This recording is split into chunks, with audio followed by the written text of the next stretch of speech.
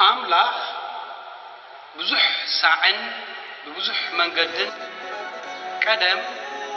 نبوتاتنا ودبيات كيو تزاربو أبزن دحروت معالفتات قنا بتوراس كله زقبرو ون علم زفتر ودو غيرو تزاربنا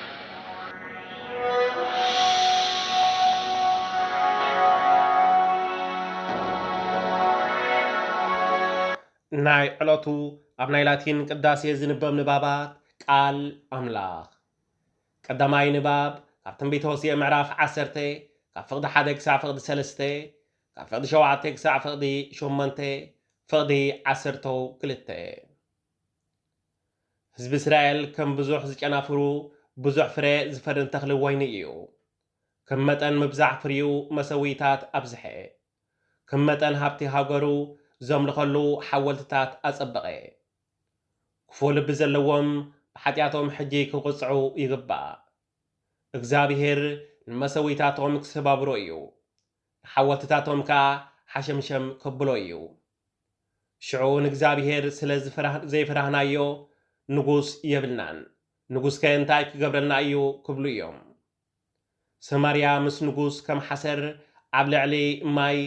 ጸብለል እናበለት ክትጠፍእያ እቲ እስራኤላውያን ሓጢኣት ዝገብርሉ በረኽቲ ቤት ኣውየን ክፈርስ እዩ ኣብ ልዕሊ መሰዊታቶም እሾኹን ተኾርባን ክበቁል እዩ ንሳቶም ከዓ ነኽራን ሕቡእና ንኹረቢታት ከዓ ክዶኑና ክብልዎም እዮም ኣነ ክሳዕ ዝመጽእ ጽድቅኻ ክሳዕ ዘዝንበልኩምሲ ናይ እትደልሉ ግዜ እዩ እሞ ንኣኻትኩም ጽድቂ ዝርኡ ከም መጠን ምሕረተይ ድማ ጸዓዱ ሓድሽ ጽግእ እውን ጽግኡ በልኩ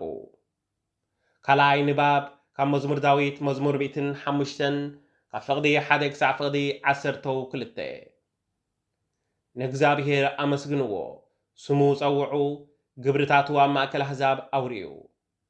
ዘምሩሉ ኣመስግንዎ ብዛዕባ ኩሉ ተኣምራቱ ተዛረቡ ቅዱስ ስሙ ስለ ትጽውዑ ክብሪ ይሰማዕኩም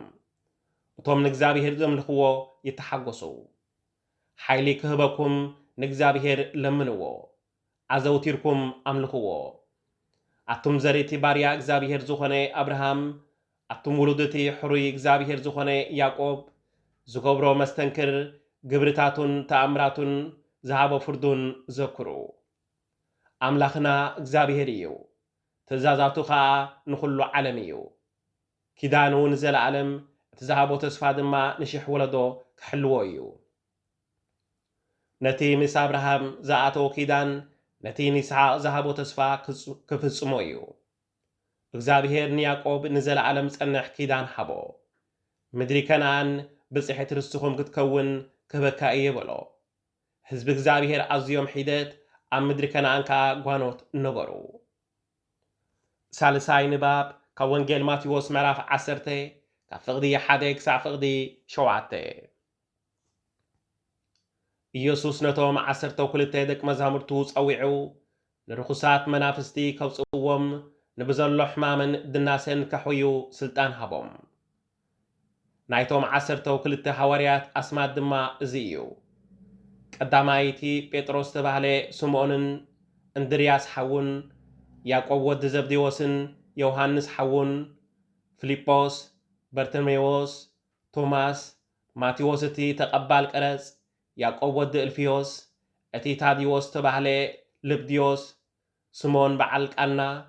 እቲ ዘተሓዞ ይሁዳ ኣስቆሮታዊ ኢየሱስ ነዞም 12 ከምዚ ኢሉ እና ኣዘዘ ለኣኹም ናተም ዝጠፋ ኣባጊዕ ቤት እስራኤል ዳኣምበር ናብ ምድሪ ኣሕዛብ ኣይትኺዱ ናብ ከተማ ሳምራውያን ድማ ኣይትእተዉ ከትኩም ድማ መንግሥተ ሰማያት ቀሪባ እያ እናበልኩም ስበኹ እዚ ቃል እግዚአብሔር አምላክ እዩ ቃል እግዚአብሔር አምላክ ዝተመስገነ ይሁን